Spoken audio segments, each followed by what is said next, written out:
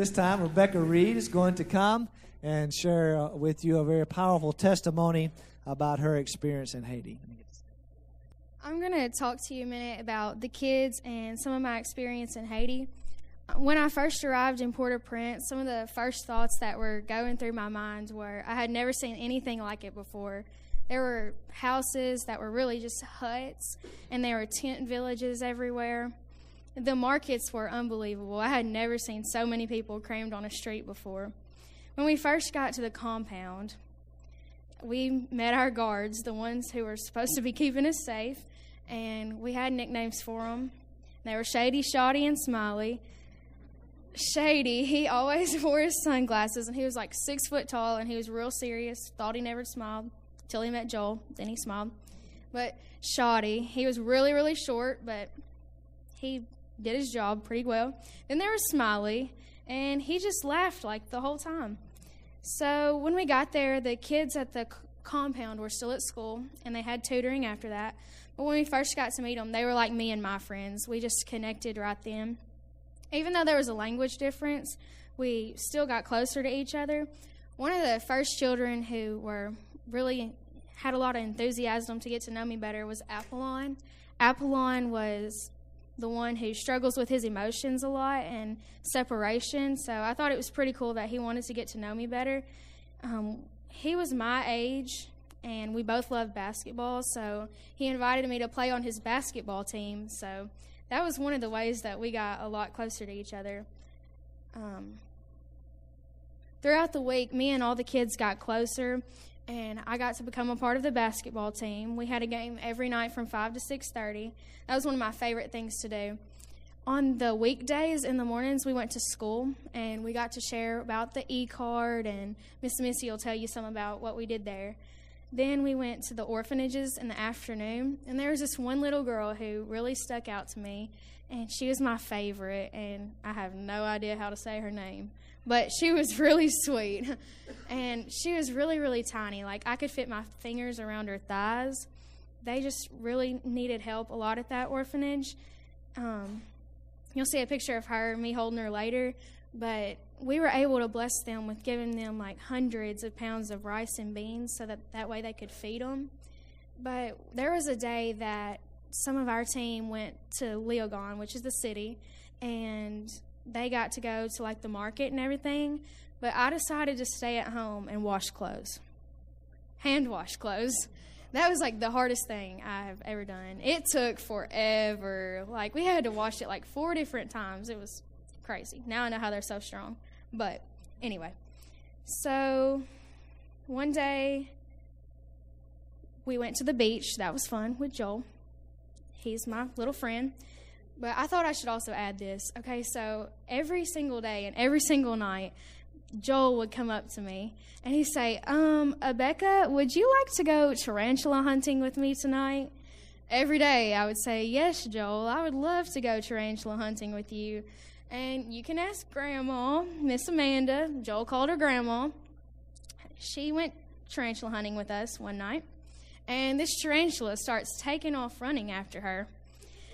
And apparently she started tripping out. So Joel thought it was a good idea to yell through the streets of Haiti that Grandma's tripping again.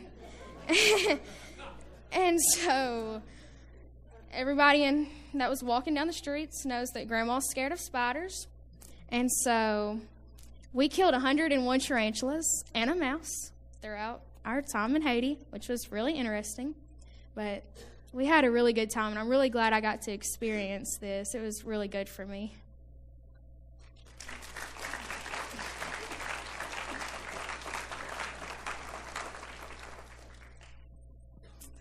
I'm going to talk to you guys about the schools that we went into.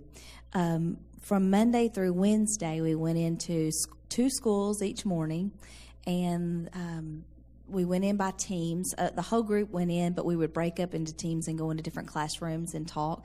And we would always have someone who would kind of do the welcome, saying we're here from Arkansas, that kind of thing. Somebody that would tell the Bible story. Somebody in our team would do the e-cards, and then someone else would do a question and answer time. And that was always interesting, what they would ask us. They didn't ask a lot of questions, believe it or not. Very, very few.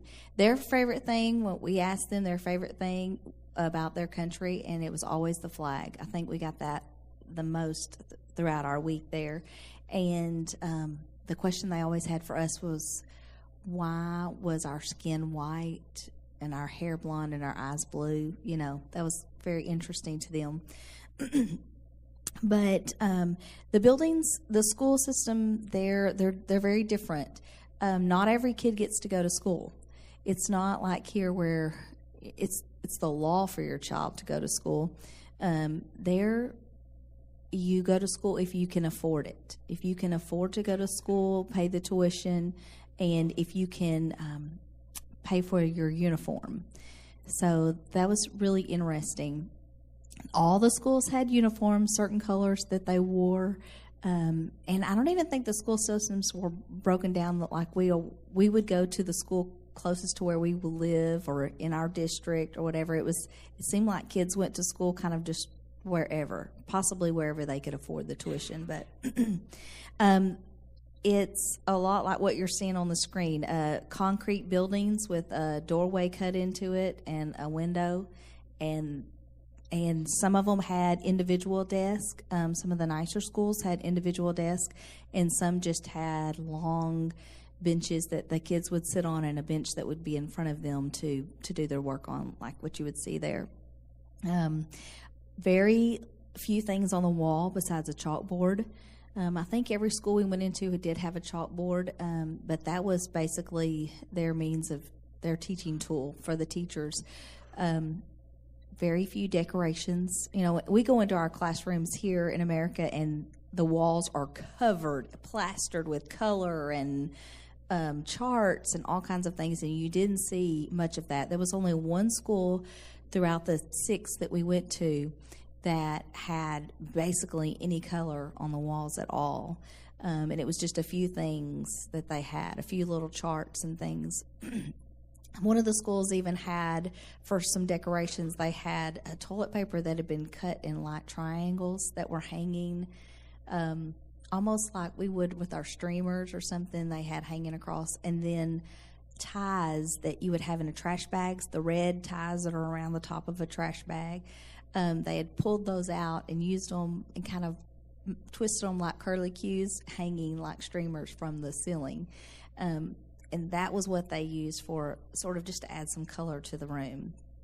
I think my favorite thing the whole time we were there, besides going to the orphanages at the schools specifically, was one day when we were at one of the schools, I kept hearing this noise. I'm standing in the doorway, which we appreciated all the doors and windows that they had there because it allowed air to flow through. Because it was so hot. There was no air conditioners in any of these buildings. It's just concrete buildings with kids in it. And I could hear some commotion behind me outside this doorway. It was kind of an alleyway. And I leaned back and looked down the alleyway, and I could see what looked like to be maybe a preschool or kindergarten class of kids, and they're all like poking around the corner, looking around the corner and talking and saying, blah, blah, blah. And I asked one of the interpreters, what are they saying? And he said they're saying blonde or white, because we have blonde hair. It's white people, you know, and they're very interested. They wanted to touch you and feel your skin. Did you feel the same? Does your skin feel the same as theirs, and that kind of thing. So it's really interesting. They were wonderful. They were great to accept us, and very curious of us being there. One last thing I want to add, and I'm closing, but it was an experience going to Haiti. People ask me all the time, did y'all have a wonderful trip? Was it great? I know it would just bless you so much. And all of that is true. I think the thing that was so hard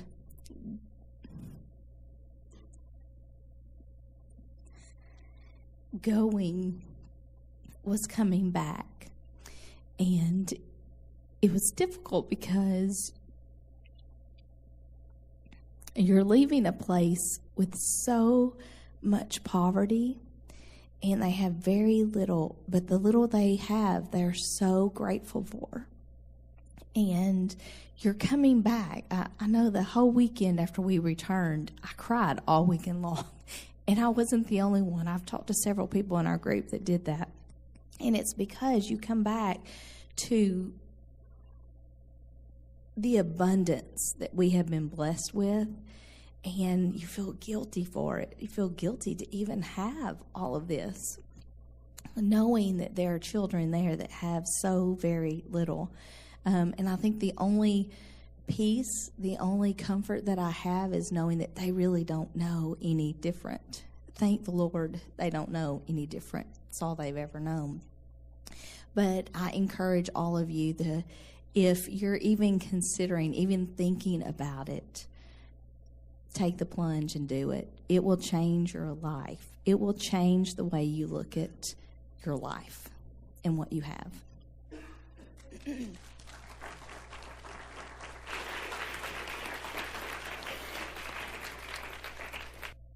Good morning. First service. I'm going to go ahead and do this for you, darling.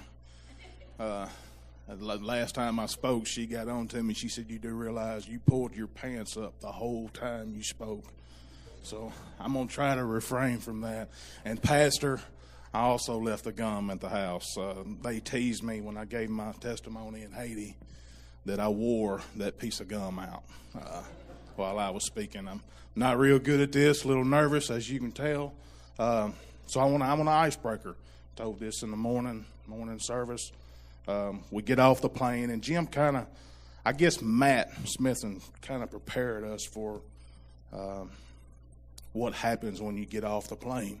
There's handlers that want to help you with your luggage.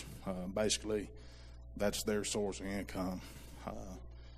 But he told us, just don't allow them to do that. He said they'll even walk beside you and just put their hand on your suitcase and then expect money, once you get there. If your bags make it. Bless their hearts, their bags didn't make it.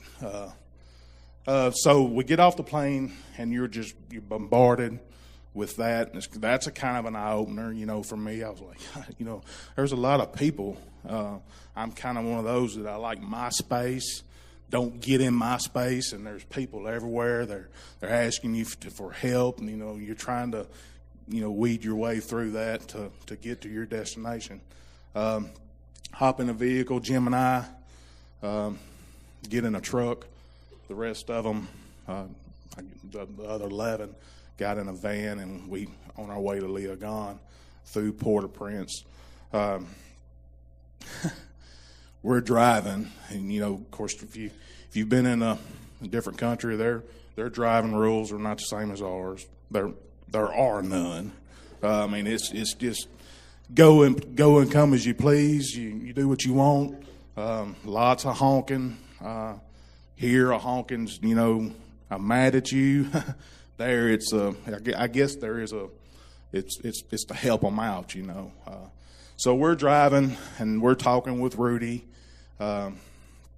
just a guy that's helping us get to the compound. And all of a sudden, a cop car just blows by us, slams on his brakes, shuts traffic down.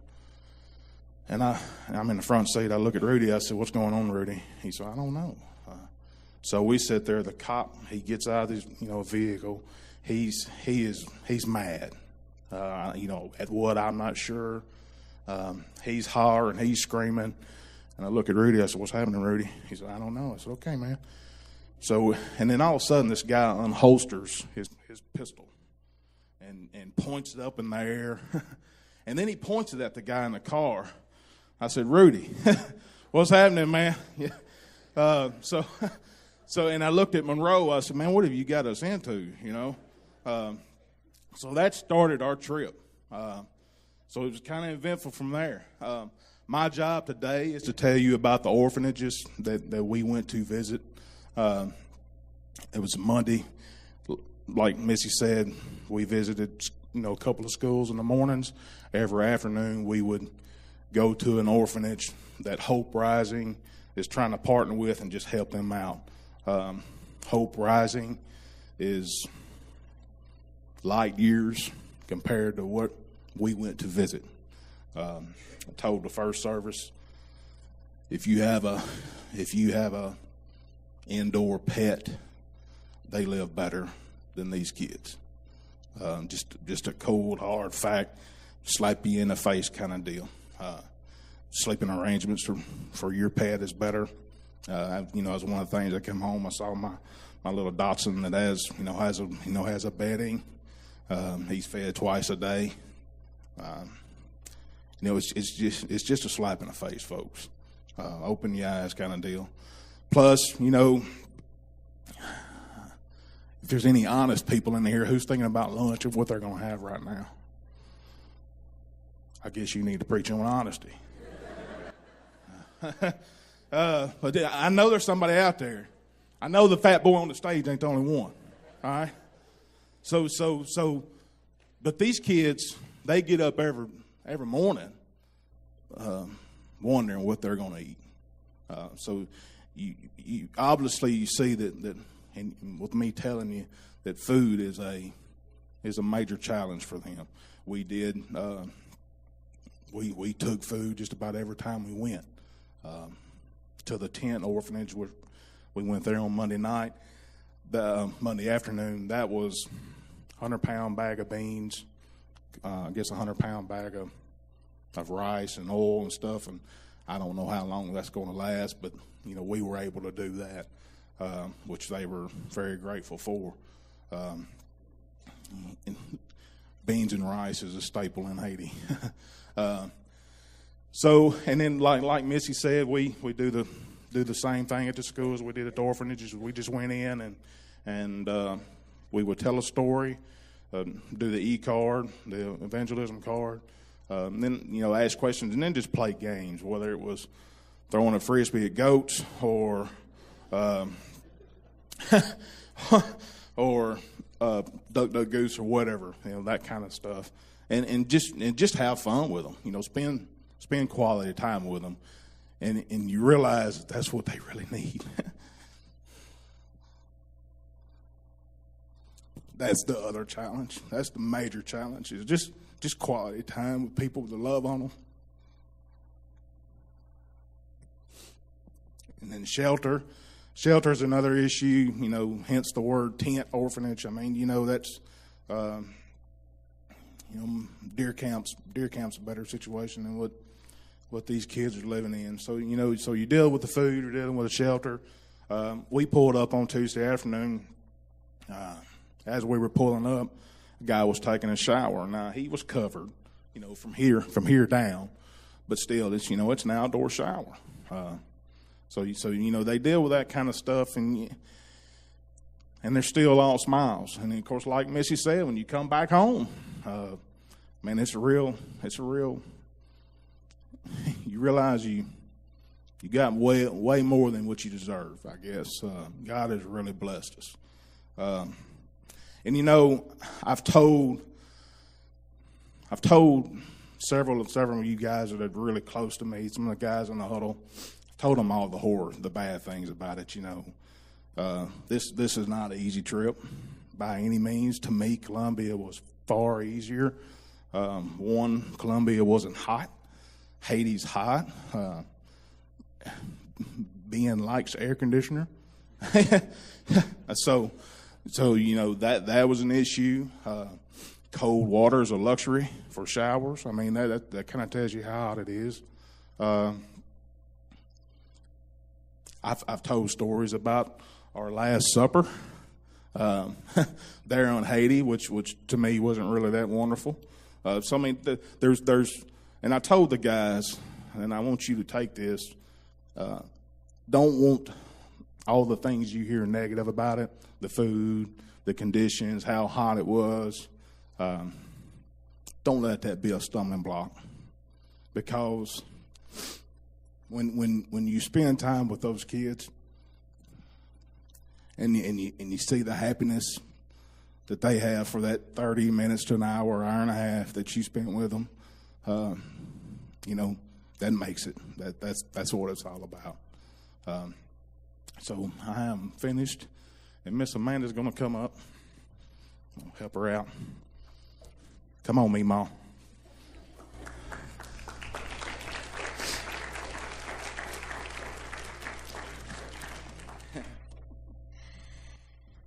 Good morning. The song that they played on the video, God of the City, was a song that we were able to teach them.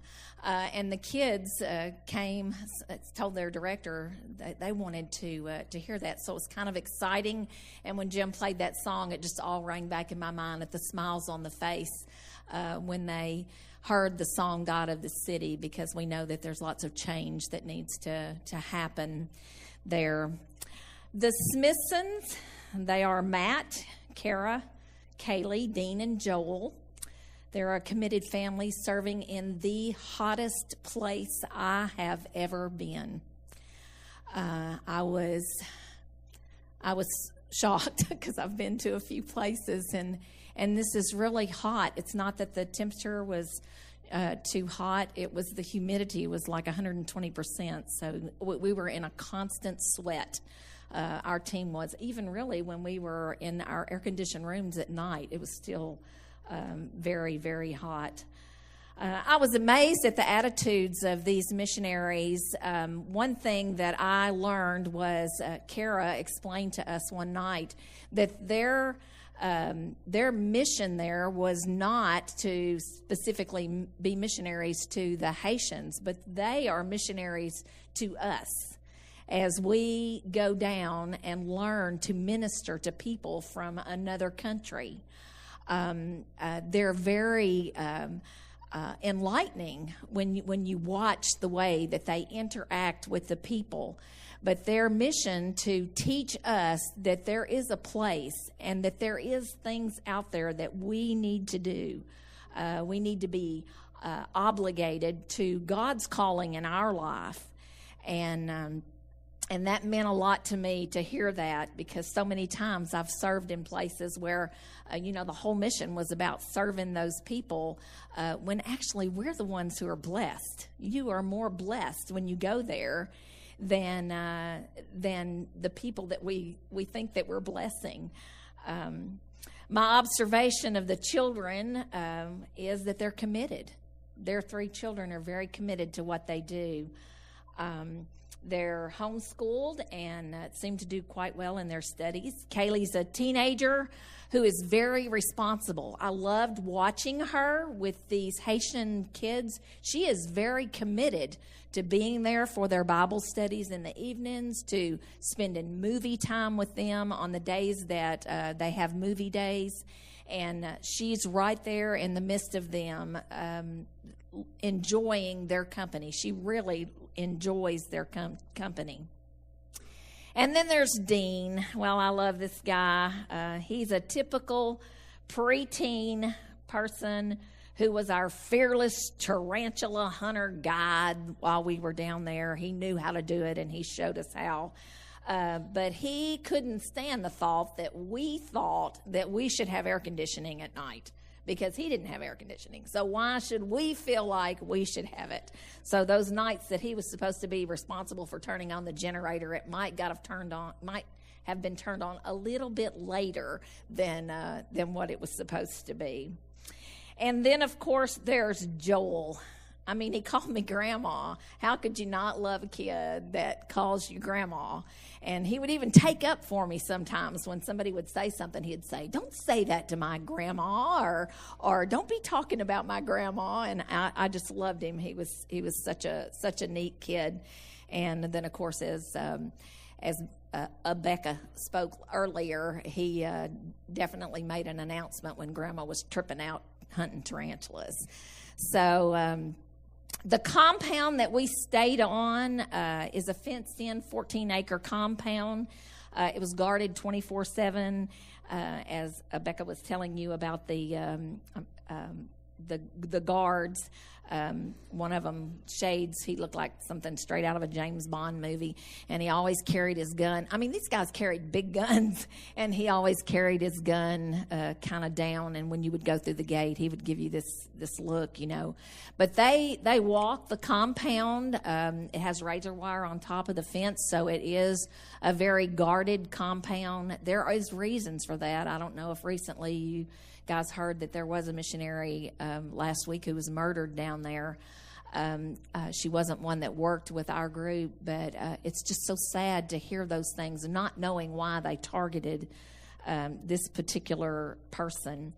The interpreters that we had, sometimes they didn't know, as Ben was saying, what was going on themselves. But we had 3 that traveled with us, Andre, Claude, and Geraldine.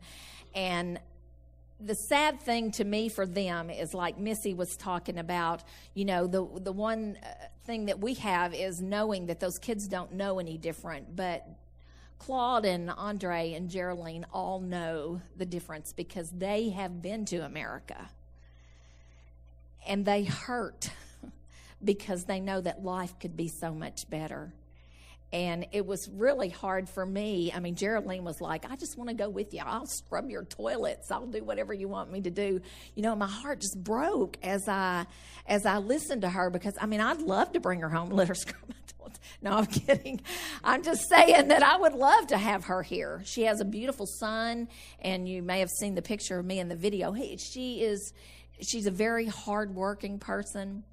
And I got the privilege, Ben and I rode in the vehicle with Claude and Geraldine most of the time, and to hear their stories and to share food with her, because she would buy food on the street, and I'm one of these people that likes to eat food on the street. And so I got to taste of some of those things. But my heart breaks for them because they do know the difference. We had a cook down there while we were there, and we had homemade bread every single day for breakfast, homemade cinnamon rolls, homemade donuts. I mean, even our hamburger and hot dog buns were all homemade. It was delicious. They did serve some things that were tradition to Haiti, which most of our group didn't care for.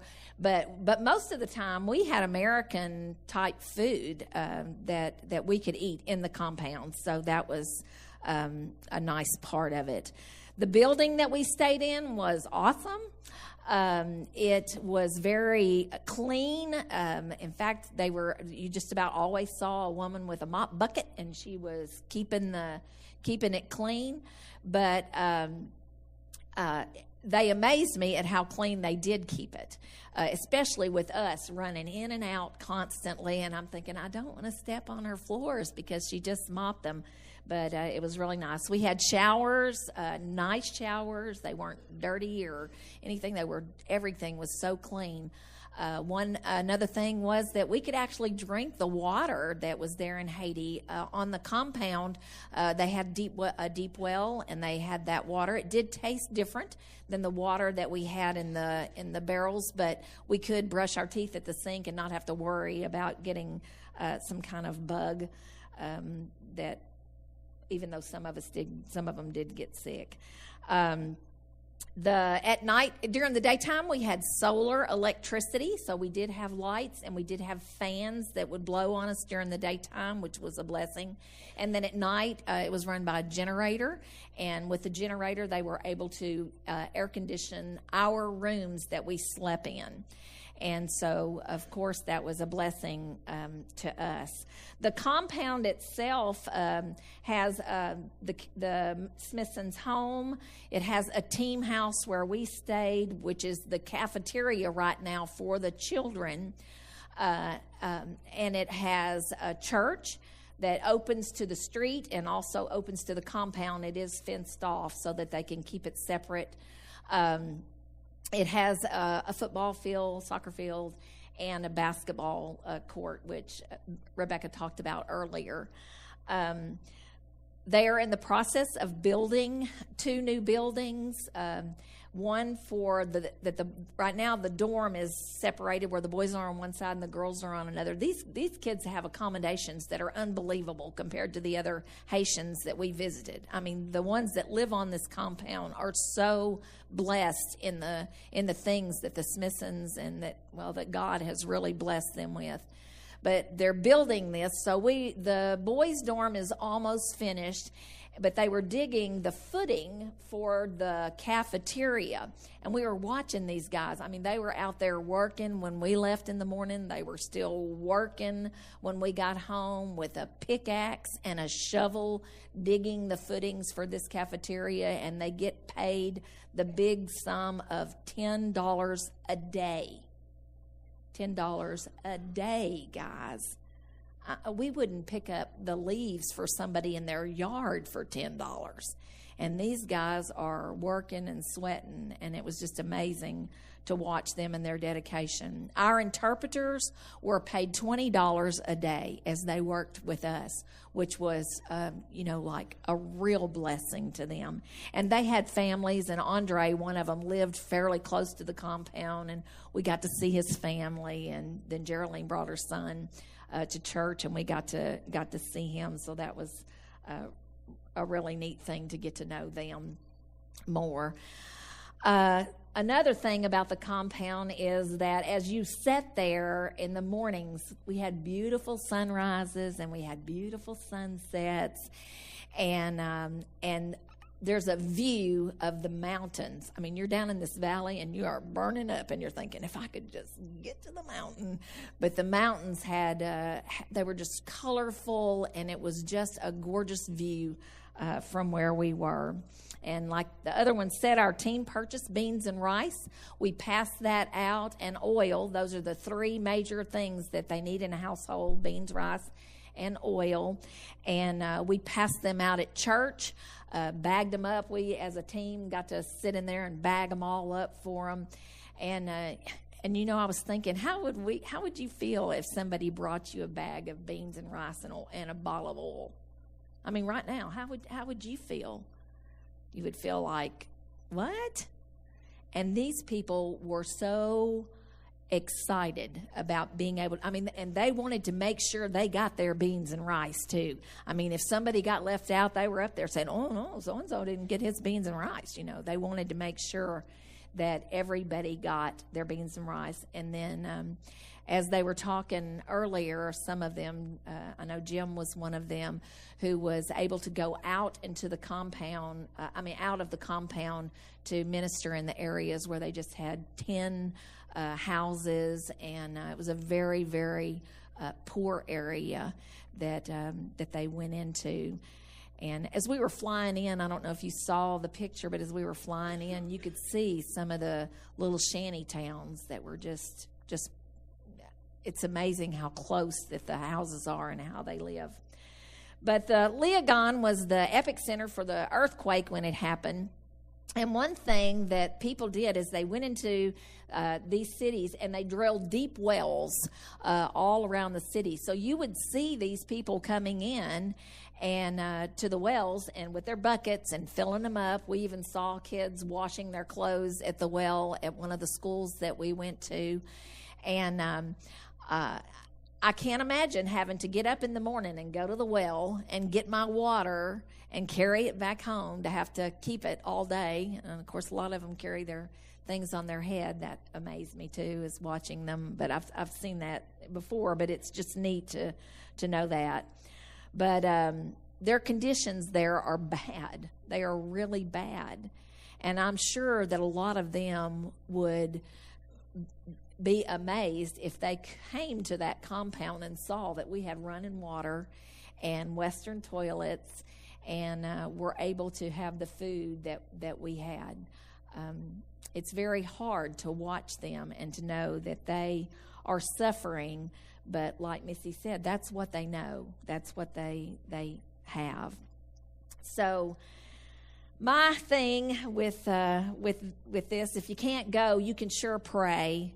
I ask that you do pray for these missionaries that are serving there, for the danger that they are in. I ask that you remember those children who are the children of the missionaries, because they really have a job to do, and it is difficult to be there. You know, I mean, a lot of you know me, that I've been on many short-term missions, and I can go and stay 6 weeks or a month someplace, but to know that I'm committed to life at one of those places is just very hard. I have some friends that served with us this summer. They were some of our missionaries in Indonesia, and they're coming home and bringing their family, and 2 of their children have never been to America. And so they were talking in their newsletter to me about the challenges. Well, as I sit and I see the Smithsons, I know that they face daily challenges about why am I here, God? What am I doing here? And they know in their heart. But their children feel the commitment from those parents, and I think that's what makes them committed. And so we, as people in America who are so blessed and who have so much, need to not only be thankful daily for what you have. I'm telling you, when you go and to the sink and you get a glass of water, you need to be grateful that you can go to the sink and get a glass of water. You need to be grateful this afternoon when you're eating lunch that you have more than beans and rice and oil. And if you don't have more than beans and rice and oil, you need to come to our church, because we have a food pantry. So I just ask that you pray for them and keep them in mind, and pray for our church as we continue to strive to participate and to help the Smithsons.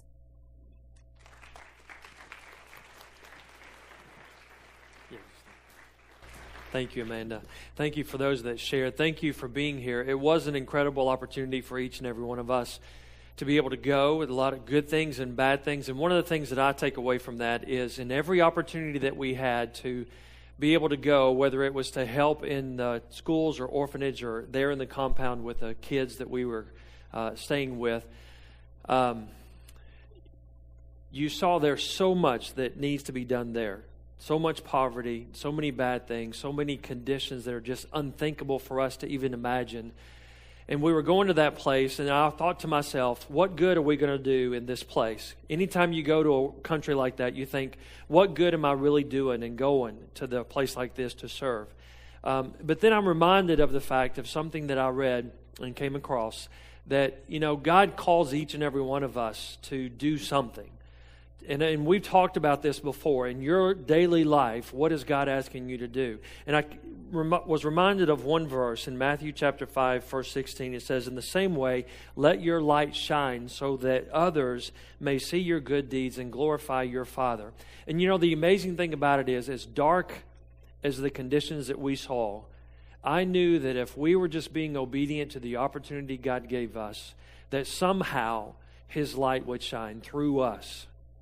And that makes me think about each and every one of us. Wherever we are, however bad we think it is here, I can always tell you there's somebody else that has it worse, because we've seen it and we've experienced it. But in your area, in your life, in your daily walk, God is asking you to just shine. You can only shine if you have the light within you, and that is Jesus Christ Himself. As we know, He died on the cross. And when we accept that, Scripture tells us that that light now shines within us. And so you don't have to go to Haiti to let your light shine. You could be at Whitehall High School or middle school or one of our elementary schools, or at your work or in your neighborhood or in Walmart. Let me tell you, you need to let your light shine in Walmart some days. But wherever it is, you need to let your light shine. Because I don't know how much good we did. But what I do know is while we were there, as we've shared, hopefully God's light shined through us as the kids saw a little bit of light and a little bit of happiness. And those kids that are in the compound of Hope Rising, they know, because they have Bible study every night. And they know that there's people that love them and support them. And one of the things that we tried to do going into schools and orphanages, or playing soccer with them, or football as they called it, or throwing frisbees at goats, you know, it didn't matter. But what we tried to do is to let them know that there's a true God that loves them. And no matter what they face, there is a true God that is always looking after them and loving them. And all we're here to do is to let them see that. Now, let me ask you this question. What's keeping you from shining in your life today? Because I guarantee you there is somebody that you pass in the hallway, that you pass on the road, that you pass in your workplace that needs to see a little bit of God's light. What's keeping you from God using you to shine His light? Because every single one of us can respond to what God desires for each and every one of us. And that is to let your light shine in a dark world, whether it's here in Whitehall or in Haiti or on the other side of the world. How are you going to respond to God today? Let's pray.